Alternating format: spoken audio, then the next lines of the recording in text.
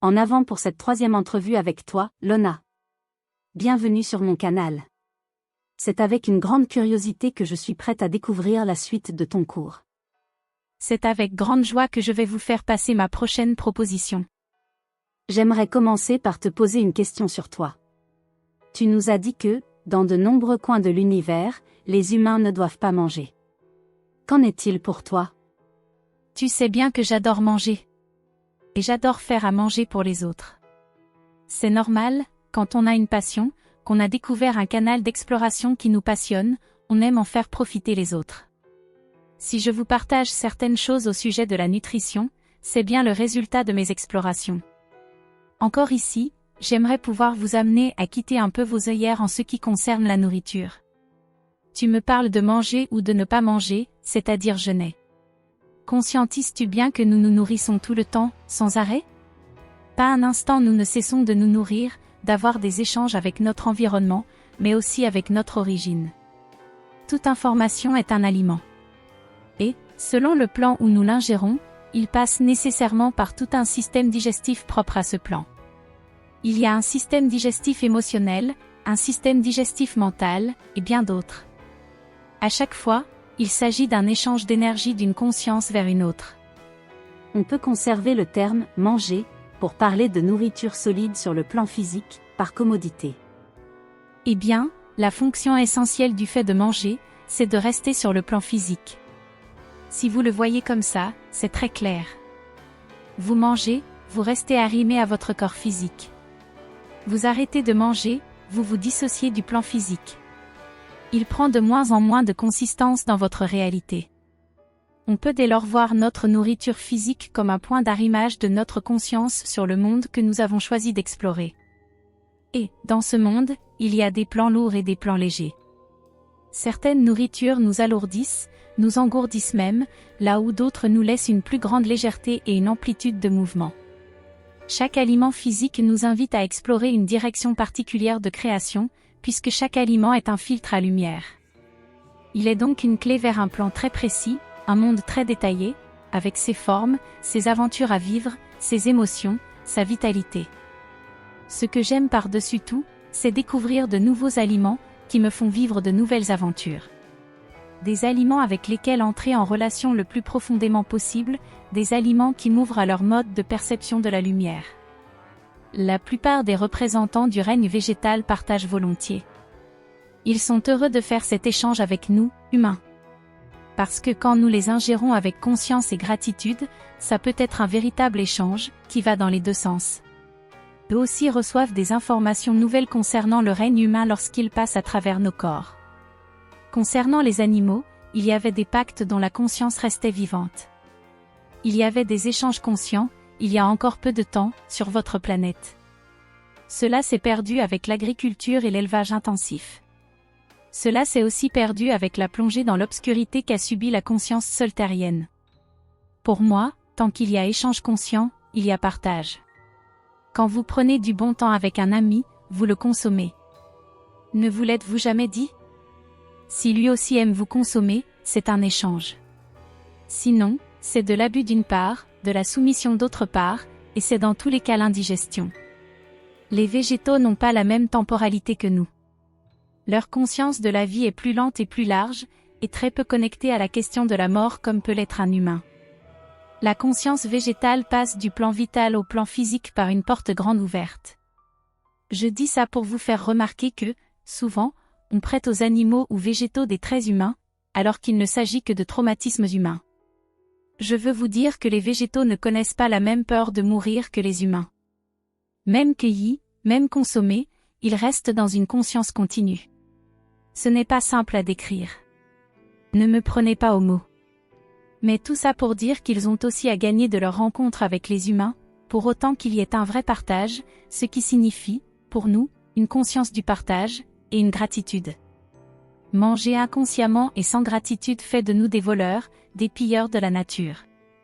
Manger consciemment et avec gratitude fait de nous des êtres qui s'intègrent à la nature et jouent un rôle précieux, parce que, justement, ce que nous, humains, pouvons partager avec la nature, c'est notre conscience et notre gratitude. Vous comprenez? Oui Lona, c'est intéressant et beau. je veux aussi vous dire qu'il n'est ni bien ni mal de manger des animaux.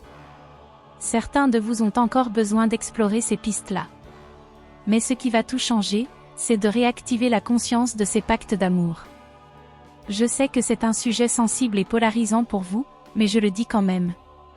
Certaines armes groupes offrent volontiers certains individus de leur espèce afin qu'ils soient mangés, mais il est prévu que l'échange soit compensé par la conscience et la gratitude que nous leur offrons en retour. Or, dans vos sociétés déconnectées de la respiration globale de votre planète, et donc de votre nature, il n'y a bien souvent qu'une brutalité inconsciente, et donc hors pacte, hors alliance, hors reconnaissance. Je n'ai pas de jugement là-dessus, bien sûr. C'est là que vous en êtes collectivement. Mais dans le cadre de notre exploration de la nutrition consciente, cela a toute sa place. Un voleur se tisse peu à peu une prison de culpabilité, quel que soit le motif de son vol. Cela l'alourdit toujours plus, cela endort sa conscience et la rabaisse. L'inconscience que nous infligeons nous revient toujours, et c'est finalement à nous de la porter. On ne se libère jamais de l'inconscience en la faisant porter aux autres. Donc, remercions toujours notre nourriture avec le plus de conscience possible. Surtout avec le vrai ressenti de la gratitude. Là où vous êtes, souvent endormi dans les mots et les croyances, vous êtes capable de prononcer des phrases de gratitude alors qu'elles sont motivées par la peur ou la culpabilité. Voyez ça et allez au-delà, jusqu'à connecter le vrai sentiment de gratitude, et pas son simulacre. Vous savez que c'est l'intention de base qui donne le ton de la réalité. Enfin, vous apprenez à le savoir, ou à vous en souvenir. C'est si important. Je comprends pourquoi les messages qui vous sont adressés parlent tout le temps de cette illusion à laquelle vous êtes soumis. En fait, je le comprends de mieux en mieux. Il y a vraiment ce jeu, sur Solterre, de parvenir à se faire croire des choses même si on ressent le contraire. Quelle fragmentation! C'est étonnant pour nous de voir ça d'ici. Ce sont de grandes forces à l'œuvre, des forces obscures. Tu vois, pour moi aussi c'est nourrissant de me mettre en contact avec vous et votre réalité. Je comprends de mieux en mieux la difficulté que vous vivez au quotidien et les raisons qui vous y maintiennent. C'est vrai que, parfois, naïvement, je me dis, mais il suffirait qu'il fasse ceci ou cela et tout irait mieux. Mais c'est de la méconnaissance de ma part. Si vous ne le faites pas, c'est que vous ne pouvez pas le faire. À moi d'apprendre tous ces mécanismes dans lesquels vous vivez contraints et forcés, dans l'oubli. Et tout le travail de notre flotte doit prendre tous ces paramètres en compte. C'est pourquoi chaque goutte de conscience qui vous parvient compte. C'est pourquoi je mesure l'importance et en même temps l'insignifiance de ma toute petite participation envers vous. Il faut être très humble quand on se dédie à l'aide envers les soltériens. Je m'en rends compte. Merci de nous partager tout ça avec sincérité, Lona. Ça te rend d'autant plus belle à mes yeux. Que proposes-tu pour les 2 semaines qui viennent? D'abord, si tu le permets, faisons un petit bilan de là où nous en sommes. 1. Avez-vous prêté attention à la manière dont vos relations vous nourrissent? 2. Avez-vous prêté attention aux émotions désagréables qui émergent quand vous jeûnez? Et les sentiments agréables? 3. Avez-vous fait l'expérience de vous plonger le plus profondément possible en communion avec le premier aliment qui vous appelait à la sortie de votre jeûne? Voilà pour insister sur ces points, parce qu'ils sont essentiels pour la suite. Durant les 2 semaines qui viennent, je vous propose 1. De continuer votre expérience de jeûne hebdomadaire, de 6 à 36 heures, avec ou sans eau, et de l'adapter à ce qui est juste pour vous. Soyez doux si vous avez besoin de douceur, allez-y en force si vous avez ce tempérament fonceur, mais prenez soin de l'enfant que vous portez et qui a de toute manière ses peurs, ses tristesses, ses déceptions, ses manques. Ne passez pas en force en le bâillonnant. Si vous y allez en force, n'y allez pas sans joie. Intéressez-vous grandement à vos manques, au moins autant qu'à ce qui vous est agréable. 2. Vos manques, justement, faites un pas de plus vers eux. Voyez comment vous mangez souvent pour ne pas les ressentir. Quand vous ressentez l'envie de manger, soyez heureux, c'est notre rendez-vous. Et au lieu de vous anesthésier comme d'habitude, faites quelques essais pour trouver votre vrai besoin. Soyez fin, s'agit-il d'un manque vital? Respirez consciemment ou allez vous promener dans la nature. S'agit-il d'un manque émotionnel? Il est souvent relationnel. À ce moment, prenez contact avec un ami, humain ou animal. Un ami capable de vous nourrir de ce dont vous avez besoin. Vous n'en avez pas? Envoyez à quelqu'un de votre choix la nourriture qui vous manque, comme une marque d'attention, une marque de joie, peu importe, ce qui vous manque. En réalité, comme donner et recevoir font partie du même cycle, vous serez nourri rien que par le fait d'avoir donné, sans attente de réponse ou de résultat.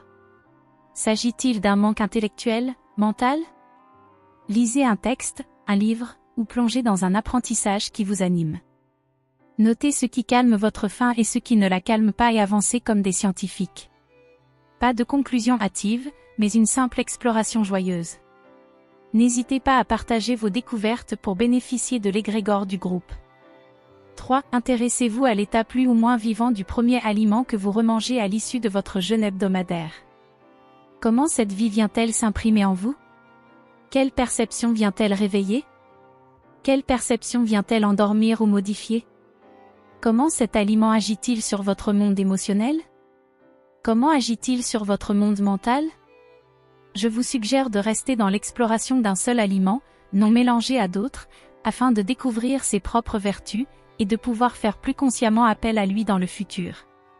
Voilà mes amis engagés dans cette exploration, ce que je vous propose cette fois-ci. Je reste à vos côtés pour répondre à vos questions intérieurement si vous m'appelez, ou extérieurement si vous les envoyez à Foelia. J'aime bien quand c'est interactif. Ça m'inspire. Merci Lona pour ta générosité, qui passe dans tes WAM et que je ressens très fort, sans être certaine de pouvoir la traduire en mots. Nos amis nous le diront. Je vous souhaite une excellente semaine, chers co-créateurs d'un monde plus conscient, et vous rappelle que j'ai créé un espace virtuel où vous pouvez échanger sur vos explorations.